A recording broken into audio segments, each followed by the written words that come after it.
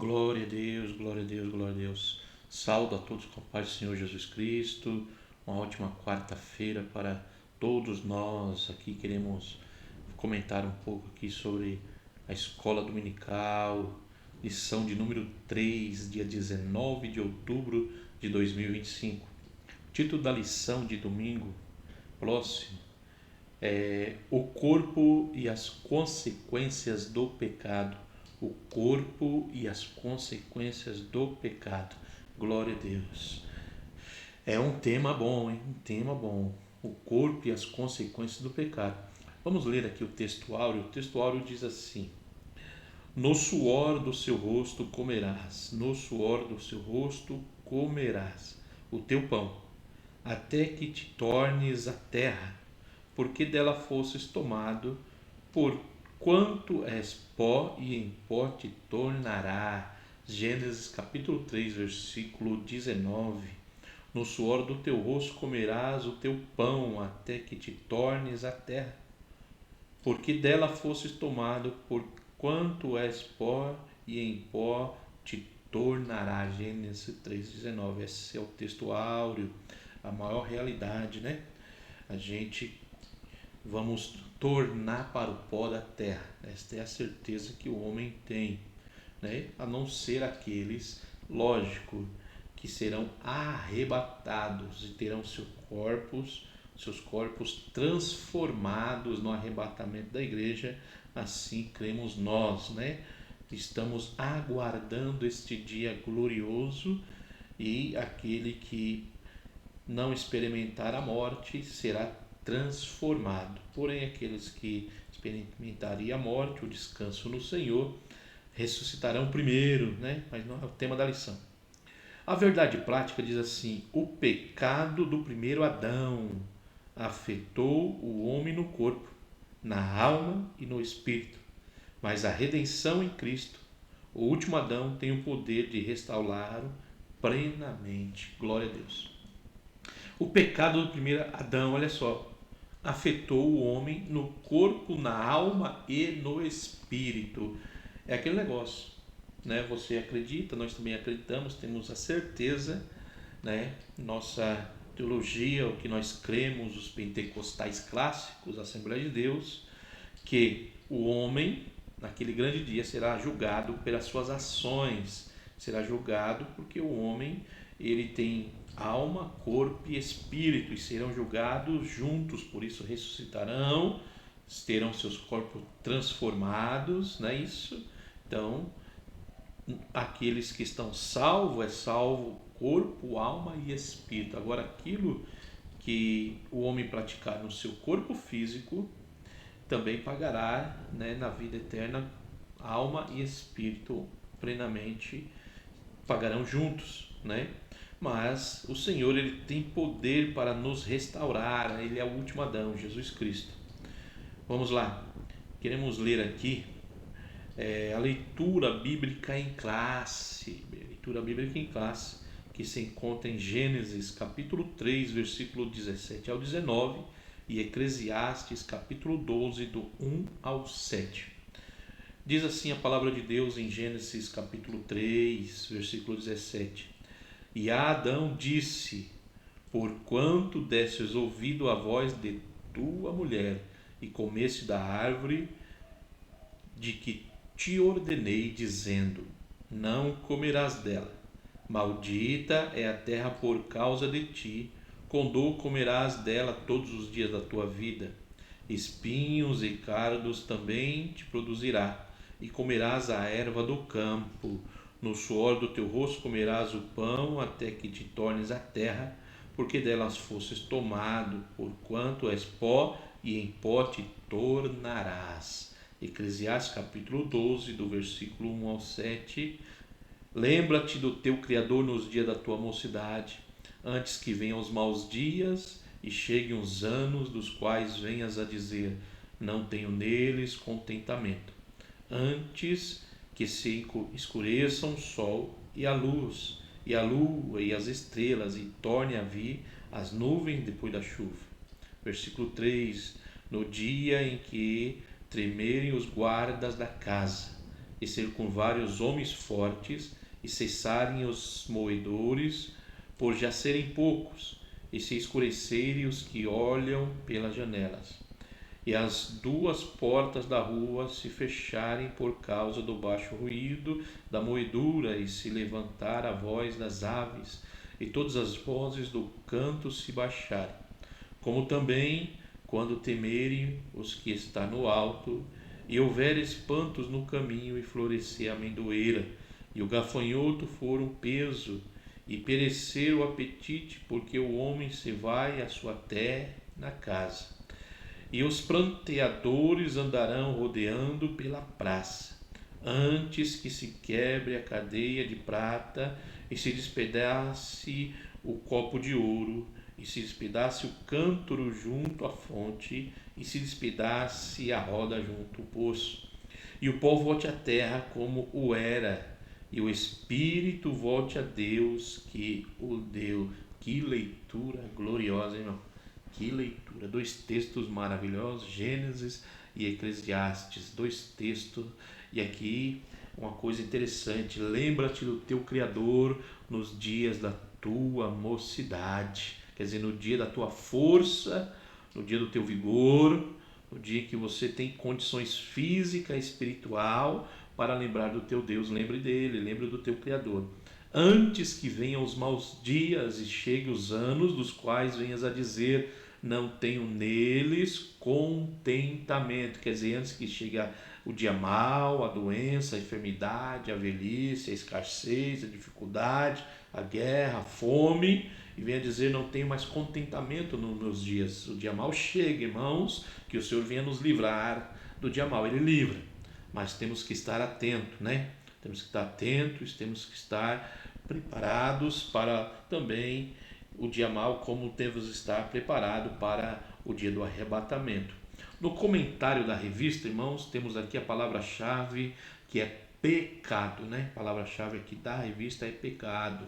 No comentário, vamos dar uma lida aqui na introdução, né? Introdução que diz assim, ó: Gênesis nos apresenta os terríveis efeitos do pecado em toda a criação.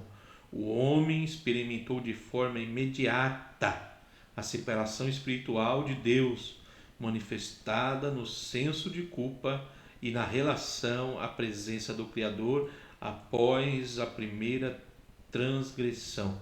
Gênesis 6 e 10, capítulo 3, do versículo 6 ao 10. Não muitos depois a morte física entrou na história humana, começando por Abel, capítulo 4, versículo 8 de Gênesis. Os impactos do pecado no corpo, a parte material do ser humano, é o assunto desta lição. Meus queridos irmãos, que coisa, hein? Que coisa, que assunto sério, que coisa séria que nós vamos aqui meditar aqui. É a consequência do pecado, existe uma consequência do pecado, né? E o impacto do pecado foi terrível, né? A queda. E nós vamos ver aqui que o comentarista aqui, ele colocou algo interessante, né? Formidável. Olha só, o homem experimentou de forma imediata a separação espiritual de Deus, né? Meu Deus, manifestada no senso de culpa e na relação à presença do Criador após a primeira transgressão. É imediato, irmãos, é imediato. É aquele negócio, a pessoa, às vezes usamos aquela linguagem, ouvimos, a pessoa estava no auge, de repente caiu, ela estava bem ontem. Não, irmãos, a aparência, o corpo pode, né, apresentar ali e se disfarçar e tal, mas aqui, olha só que coisa interessante essa colocação, que Adão experimentou de forma imediata, ele experimentou, né, aqui ele experimentou de forma imediata a separação espiritual de Deus, foi de forma imediata. Quando o homem vem a desobedecer a Deus, a pecar, a ferir a santidade de Deus, é de forma imediata, não demora, é de forma imediata. É de imediato, irmãos, é de imediato. Então temos que ter cuidado, temos que ter muito cuidado porque é de forma imediata, né? Imagine, irmão, Deus falando com ele, dia após dia, Deus falando dia após dia, mas Adão vacilou, Eva vacilaram, né? Deram ouvido. A quem você está dando ouvido, meu querido irmão, minha querida irmã? A quem você está dando ouvido? A quem que você está dando ouvido no jardim do Éden? Quer dizer, no mundo aí que você está vivendo, que nós estamos vivendo, a quem nós temos dado ouvido? Qual é a voz que nós, qual é a orientação que nós estamos ouvindo? Deus deu para ele, para Adão, uma orientação, para os seus filhos, Adão e Eva. Eles receberam uma orientação de Deus. E às vezes, irmãos, recebemos muitas orientações de Deus, dos homens de Deus, dos seus profetas, dos seus sacerdotes e da sua palavra. Nós recebemos orientação. Portanto, às vezes, nós damos ouvido aos comichões aos nossos ouvidos, né? Nós damos ouvido às palavras doces, ao que se coloca diante dos nossos olhos e às vezes deixamos de ouvir a palavra de Deus, o conselho de Deus, o conselho dos homens, das mulheres de Deus. Às vezes nós vacilamos, né? Às vezes nós damos um vacilo aí, damos um vacilo e cometemos pecado, porque quando nós deixamos de acatar a palavra, a orientação de Deus, a gente terminamos cometendo o pecado, né? Porque Deus, ele é soberano e ele quer o melhor para a nossa vida, ele corrige a quem ele ama e também ele nos orienta para que nós não venhamos a errar, né? A desobedecê-lo dentro das suas orientações. Aqui no tópico 1, irmãos, diz assim: da perfeição à morte. Da perfeição à morte. Porque o homem, quando foi criado, né? Nós sabemos que ele foi criado à imagem e semelhança de Deus. Então ele saiu da perfeição à morte. Quando pecou, ali veio de imediato, ali ele já houve a punição. Aqui no tópico 1 da primeira parte, diz assim: a certificação divina. O homem foi criado perfeito pelas mãos do Criador em toda a sua construção, incluindo o corpo. Na Eclesiastes capítulo 7, versículo 29. Então nós não temos dúvida disso, irmãos. Deus criou o homem perfeito. O homem foi criado perfeito, perfeito, perfeito. Além da perfeição fazer parte da natureza divina, o próprio Deus, após a criação do homem, certificou a qualidade de sua obra. E eis que era tudo muito bom, né? Deus, na criação, ele foi se certificando, e para que Deus venha dizer: eis que é tudo muito bom. Irmãos, era perfeita, a criação perfeita. Porém, por causa do pecado, né, isso perdeu-se a perfeição. O homem foi, e toda a criação vem cambaleando desde então, né? Desde então o homem, por causa do pecado lá do primeiro Adão, toda a criação sofre e geme.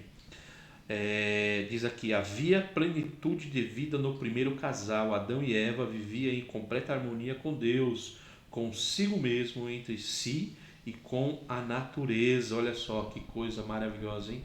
A harmonia de Adão e Eva ali no princípio, com toda a criação de Deus, era algo, diz aqui, comparável, né?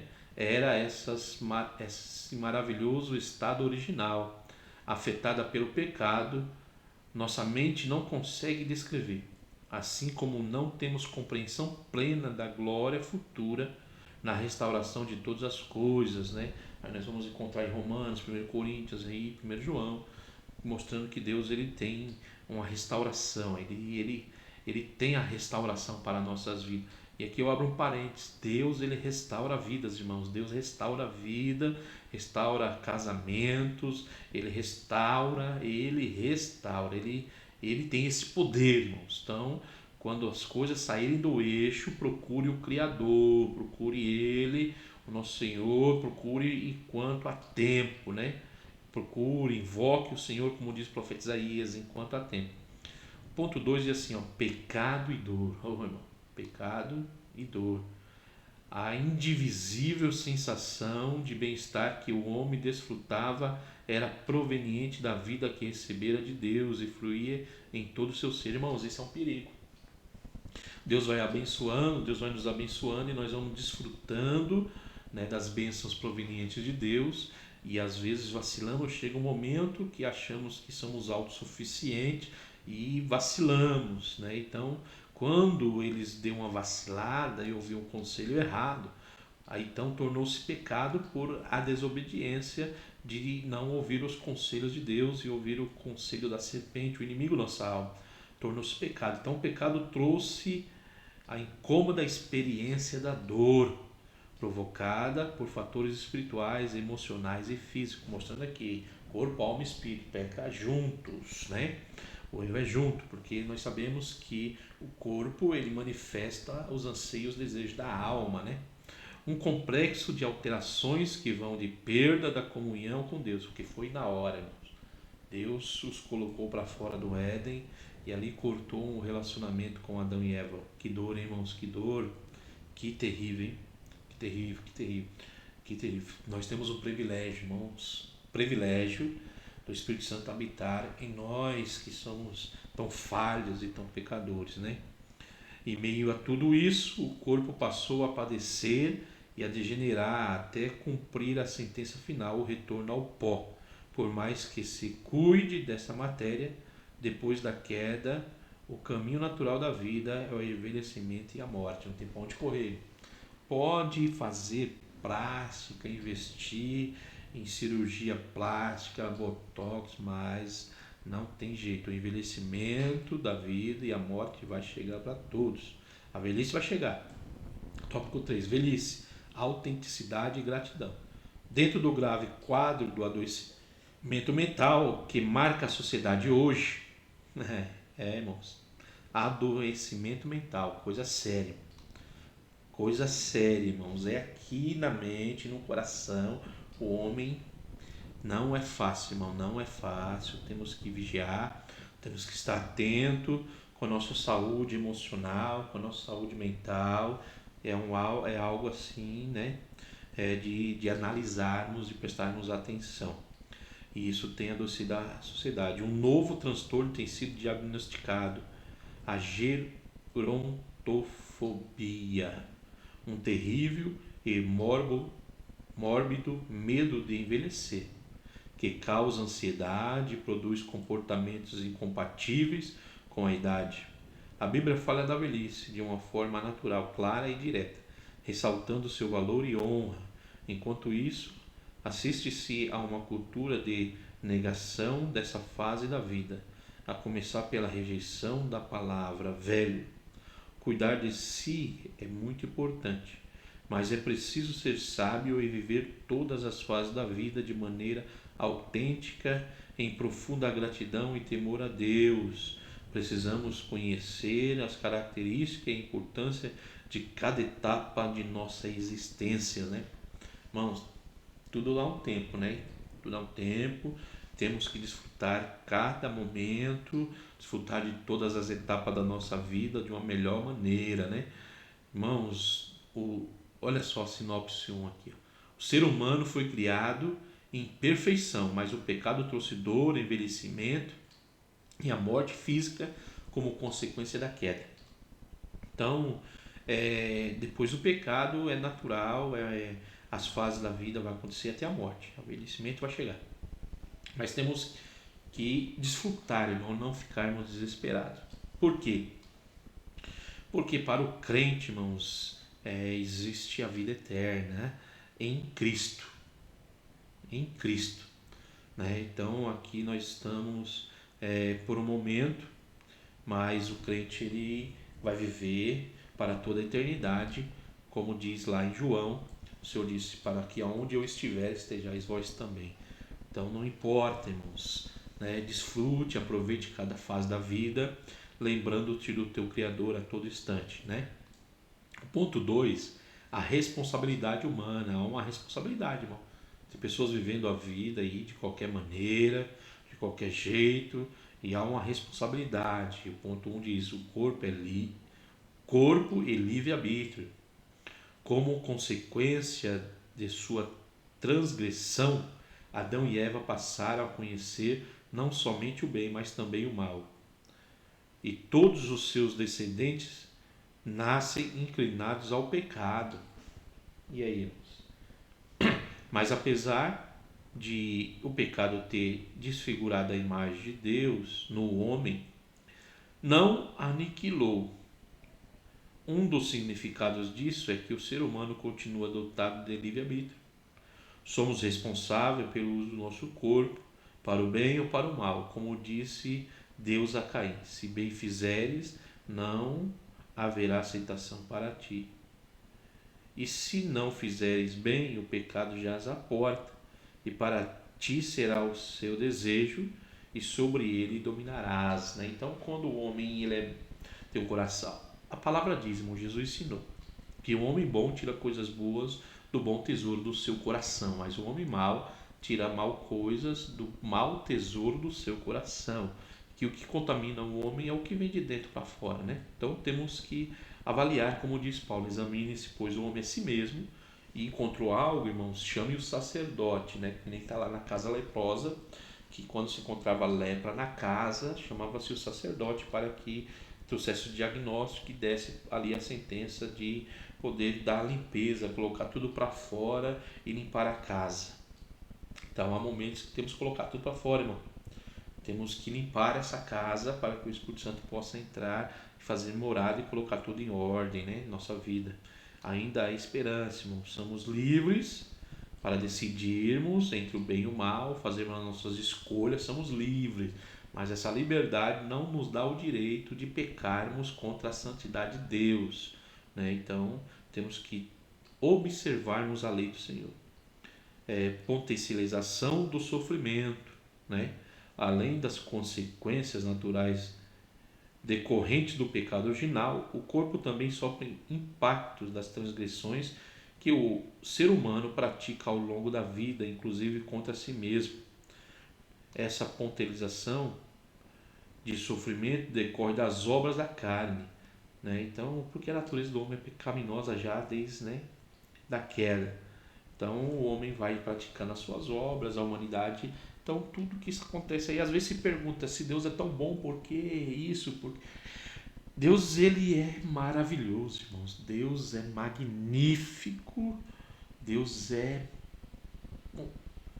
sem comentários, irmãos. Não dá para escrever a bondade e a longanimidade de Deus. Mas o homem, ele vai potencializando o sofrimento porque ele é mau continuamente. Suas obras são más continuamente. O homem tem, né, na corrupção, né, esse quadro diz aqui, ó, esse quadro de corrupção foi observado logo nas primeiras gerações e somente tem se agravado, né? Lá em Gênesis 6 nós vamos ver que e assim foi e está sendo até hoje, né? Cuidar de si é muito importante, mas é preciso ser sábio e viver todas as fases da vida de maneira autêntica, né? Então temos que ter cuidado, e principalmente aqui vai dizer aqui, ó, que temos que ter cuidado com as práticas sexuais ilícitas, né? Também tem crescido. Crianças e adolescentes são as mais vulneráveis e depende cada vez mais de uma vigilância, de um vigilante amoroso e firme, cuidado dos pais no temor do Senhor, né? Ensinando, né? E não podemos ser negligentes, irmão. Não podemos ser negligentes e ensinar as nossas crianças, policiar nossas crianças, os nossos jovens, os nossos adolescentes, para que eles venham levar uma vida de santidade, para que não venham sofrer as consequências dos seus atos no futuro, né? É uma colheita, é uma semeadura, semear hoje para colher amanhã, né? Sinopse 2 diz assim, ó, mesmo após a queda, o ser humano possui livre-arbítrio e é responsável por suas escolhas que afetam o corpo e a vida diante de Deus, né? Então, somos livres, irmãos, a humanidade é livre. Tem aí adesivos nos carros que colocam: Deus deu a vida para cada um cuidar da sua. É desse jeito. Mas existe aí as consequências de como cada um tem cuidado da sua vida. Vamos aí para o tópico 3, o abatimento, do abatimento à glorificação, né? A realidade das enfermidades. Com o pecado, as doenças também passaram a fazer parte da vida humana. Olha aí, irmão. Não era, irmão. Deus criou um homem perfeito, saudável, forte, bonito, glorioso, a coroa da criação, mas o pecado causou no corpo humano doenças, né? E ela surge no processo da degeneração dos órgãos e do sistema do corpo por causas internas e externas, e estão entre os fatores que levam o ser humano de volta ao pó. Ninguém está imune ou isento de sofrê-las, nem mesmo os crentes, né? Não é porque você é crente, eu sou crente, estamos livres, irmão. É consequência da queda do homem. É só misericórdia de Deus. Temos que estar diante de Deus, né? Para a gente receber os livramentos de Deus na nossa vida, né? Diz assim, ó, a Timóteo recomendou: não bebas mais água só, mas usa um pouco de vinho por causa do teu estômago e das tuas frequentes enfermidades, né? Tudo indica que o jovem pastor tinha um corpo debilitado por algumas doenças, provavelmente distúrbios gástricos, né? Jesus tem poder para curar, irmão, diz aqui, né?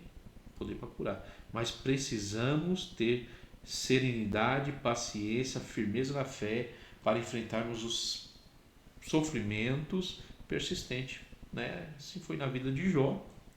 Jó passou por um momento terrível, mas Deus deu para ele a vitória. Enfado e canseira, mesmo que o corpo não seja abatido por doenças, o próprio processo de envelhecimento traz canseira e enfado. Salmo 90:10, né? Limitações e fraquezas surgem ao longo da vida, alterando toda a estrutura humana. Por isso que diz, lembrando do teu Criador, né, irmão? Lembra-te, irmãos, pessoas que andam o dia inteiro, bate perna o dia inteiro, vai para todo lugar, mas na hora do culto, na hora da igreja, é um tal de não consigo, que não dá, que estou doente, é a velhice, não posso andar muito, tem problema aqui, aonde eu passo é perigoso, e por aí vai. Mas lembra-te do teu Criador, que Deus chega aos dias maus, né? Temos que não dar desculpa, porque o enfado e a canseira chega. Então aproveite quando tem fôlego e não faça corpo mole. Não podemos fazer corpo mole, irmãos, porque vai chegar o dia da velhice ou da doença, vai chegar e vai ser difícil, né? Então temos que promover a comunhão em todos, é a missão fundamental da igreja, né? Temos que ter comunhão, irmão. Porque a pessoa não faz amizade, não faz um relacionamento, não é dispenseiro com os irmãos da igreja, não é enturmado, vamos dizer assim. Aí chega o dia mal, chega a velhice e aí começa. É que ninguém me visita, é que os irmãos não têm amor. E na tua saúde, no dia do teu prazer, do teu vigor, você não promoveu, irmão, a comunhão, não teve presente, não visitou e por aí vai, né? E o ponto 3, o corpo glorificado, a esperança do salvo por Cristo, que vive em santificação, é de uma redenção completa, inclusive do corpo, né? Então, a esperança é essa, né? Seremos transformados e rebatados com Ele para a glória, né? E o aspecto futuro da salvação, a glorificação, nosso corpo abatido será transformado para ser conforme o corpo glorioso de Cristo, segundo o seu eficaz poder. Filipenses 3, 20 e 21. O verbo transformar, nesse texto, no grego, significa mudar a forma. Será a mudança do corpo terreno, carnal e mortal para o celestial, espiritual e imortal, semelhante ao de Jesus Cristo, homem perfeito, né? Então, apesar das nossas enfermidades, limitações do nosso corpo, o crente tem a esperança da glorificação, quando o seu corpo será transformado à semelhança. Irmãos, estamos vendo um dia que é assim, você vai no médico, no trem, aí alguém fala, eu estou com uma dor no joelho, aí o outro fala, ei, eu tenho uma dor no joelho, também estou com uma dor na coluna, aí o outro já fala, eu também tenho uma dor no ombro, no joelho, na coluna, tenho um bico de papagaio, aí o outro tem 5 bicos de papagaio. Irmão, a velhice chega, dependendo do jeito que você cuidou do corpo, não cuidou, vai chegar, irmãos. Mas a esperança do crente é o seguinte: não é mostrar quem tem mais para Jesus ter dó, para alguém ter dó, não. É fazer o seu melhor, dar o seu melhor, porque o corpo glorificado é uma promessa, né? O corpo glorificado é uma promessa. Partindo aqui para a conclusão, né? É só um comentário que nós estamos fazendo.